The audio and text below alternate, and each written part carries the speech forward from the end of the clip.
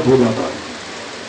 جناب فاطمہ نے بہت دشواریاں اٹھائی علی کے گھر میں، مگر کبھی اپنے بابا سے ایک لفظ شکایت نہ کی۔ اس طرح سے زندگی گزاری کہ پوری زندگی جناب فاطمہ نے مولا علی سے کسی چیز کی فرمائش نہیں کی۔ آج ہی کی تاریخ کا وہ دن تھا جب فاطمہ دنیا سے جانے والی تھی اور علی کو بلایا تھا۔ سرانے آ کے علی بیٹھے، فاطمہ کا ہاتھ اپنے ہاتھ میں لیا، کہا فاطمہ کیا کہنا چاہتی ہو؟ کہ ابوالحسن کوئی شکایت ہو، کوئی تکلیف پہنچی ہو میری ذات سے تو مجھے معاف کر دینا۔ مولا علی نے پلٹ کے کہا فاطمہ جب سے تم میرے گھر میں آئی ہو میں تمہیں آرام اور سکون عطا نہ کر سکا، بہت دشواریاں اٹھائی ہے۔ اے فاطمہ، اے نبی کی بیٹی، علی کو معاف کر دینا، اپنے باپ سے جا کر شکایت نہ کرنا۔ جناب فاطمہ نے علی کا ہاتھ پکڑ کے کہا اے علی کچھ کہنا چاہتے ہو تو کہو۔ تو جناب مولا کائنات نے کہا کہ فاطمہ اصرار کر رہی ہو تو ایک بات سنو، میرے دل کی ایک تمنا ہے جو تم نے پوری نہیں کی، لہذا جانے سے پہلے وہ تمنا پوری کر دو۔ جناب فاطمہ گھبرا گئی، گھبرا کے کہا ابوالحسن آخری وقت میں وہ کون سی تمنا جو آپ نے پوری نہیں کی، مجھے تو نہیں یاد ہے، مگر جلدی بتاؤ، وقت بہت کم ہے۔ ابوالحسن میں تمہاری تمنا پوری کرنا چاہتی ہوں، جلدی بتاؤ۔ تو جناب مولا کائنات نے جناب فاطمہ سے کہا اے اللہ کے نبی کی بیٹی، جب سے میرے گھر میں آئی مجھ سے کوئی سوال ہی نہیں کیا، ایک سوال کرو تاکہ علی تمہارے سوال کو پورا کرے، خوشی محسوس کرے۔ پوری زندگی اپنے شوہر سے کوئی سوال نہ کر کے دنیا کی تمام بیویوں کو درس عبرت دیا، اپنے شوہر سے سوال کرنا اور اپنی فرمائشوں کا اظہار کرنا یہ عورت کا کمال نہیں ہے بلکہ عورت کا زوال ہے۔ سیرت فاطمہ سے ہے۔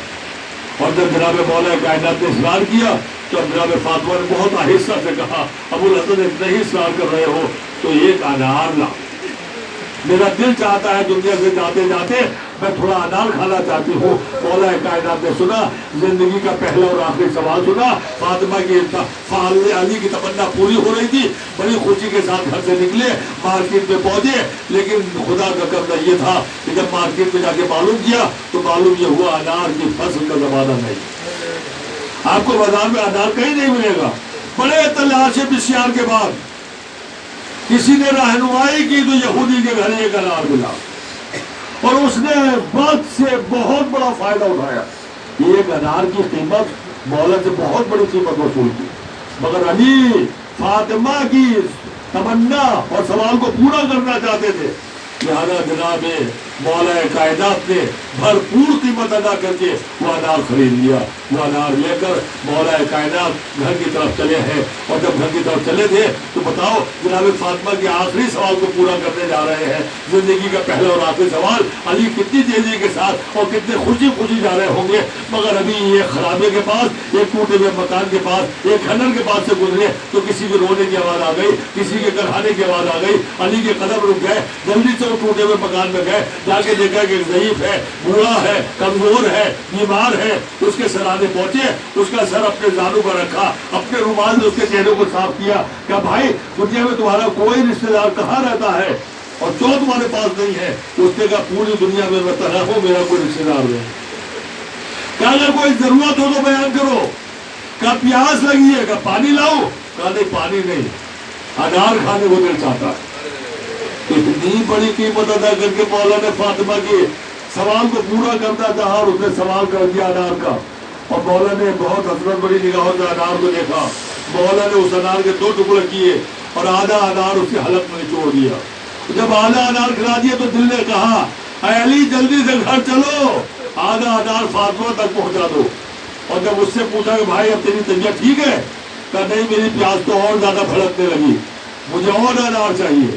تو مولا نے اس آدھا انار کے 2 ٹکڑے کیے اور چوتھائی انار جو تھا کہ 1/3 اس کے حلق میں نچوڑ دیا۔ تو اس نے پھر کہا کہ مولا ابھی اور پیاس لگی ہے، تو مولا نے آخری دانہ بھی اس کے حلق میں نچوڑ دیا۔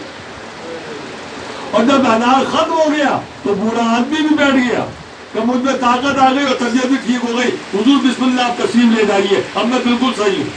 پورا انار کھا کے وہ مریض کھڑا ہو گیا اور مولا سر جھکا کے گھر کی طرف چلے. کبھی مسجد کی طرف جاتے ہیں, کبھی گھر کی طرف جاتے ہیں. بڑی مشکل سے جا کے بہت آہستہ سے دروازے پر دق الباب کیا.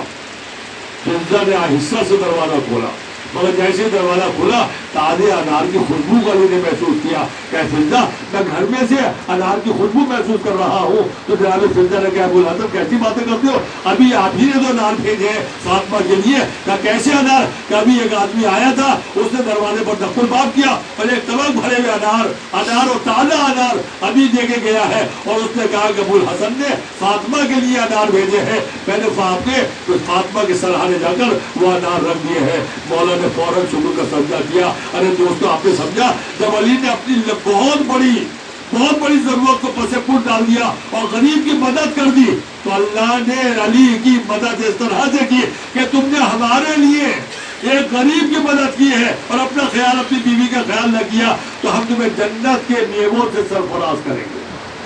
آ گئے انار. فاطمہ نے تھوڑا انار کھایا اور دنیا سے جانے کا وقت قریب آ گیا تھا.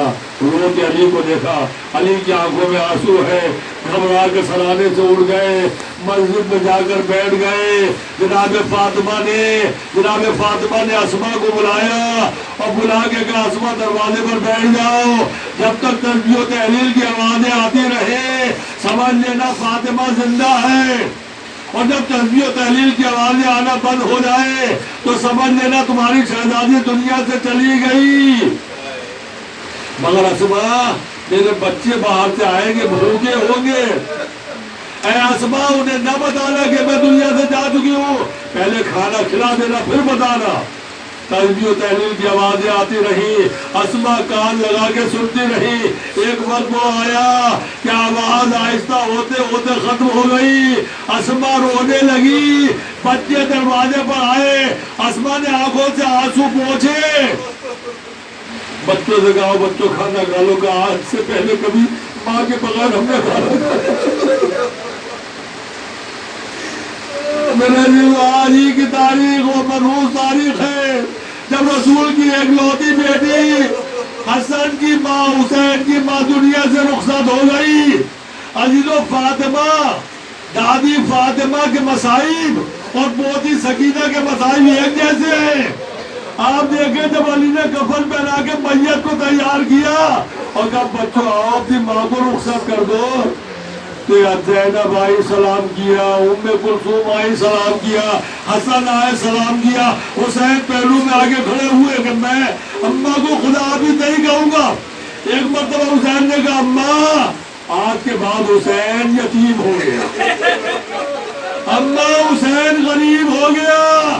اتنا سننا تھا, بندے کفن ٹوٹ گئے, حسین کو کلیجے سے لگا لیا. ارے بیٹا, ابھی تیری ماں موجود ہے. اب دیکھو, غریب نہ کہو, یہ مدینہ تھا. جب حسین یتیم ہوا تو مرنے کے بعد بھی ماں نے کلیجے سے لگا لیا, ہائے وہ شام غریبہ. جب سکینہ بابا بابا بابا کہتی بھی تو ادھر جا رہی تھی, جناب زینب کو سکینہ نہ ملی تو تلاش کرتی ہوئی نشیب تک پہنچ گئی. جا کے دیکھا ایک بیسن لال سے لپٹی ہوئی سکینہ لیٹی. فاطمہ کے مصائب اور سکینہ کے مصائب ایک جیسے. جا کے دیکھا سینے پر لیڈی رو رہی ہے, سو رہی ہے. ایک مرتبہ زینب نے بازو ہلایا, سکینہ کو اٹھایا. ایک بیٹی کس رات سے لپٹی رو رہی ہو, کہا یہ میرے بابا کا جنازہ ہے. کہا کیسے پہچانا؟ کہا میں بابا بابا کہتی ہوئی ادھر سے ادھر جا رہی تھی, اس خبر سے آواز آئی الیہ الیہ, ارے بیٹی ادھر آ جا, ارے میری بیٹی ادھر آ جا. میں اس لاش کے پاس آئی, 2 ہاتھ بلند ہوئے, مجھے سینے سے لگا لیا. ہائے فاطمہ یتیم ہوئی تو وہاں بھی رونے پر پابندی لگائی گئی. جب سکینہ یتیم ہوئی اور بابا کے لیے روئی تو کسی نے تماچے مارے, کسی نے کانوں سے گوشوارے چھونے. بڑے غضب کی رات ہے, فاطمہ کا تابوت ہے, مدینے کی گلیاں ہے. علی نے نہ جانے گمنام جگہ پر جا کر فاطمہ کو دفن کر دیا.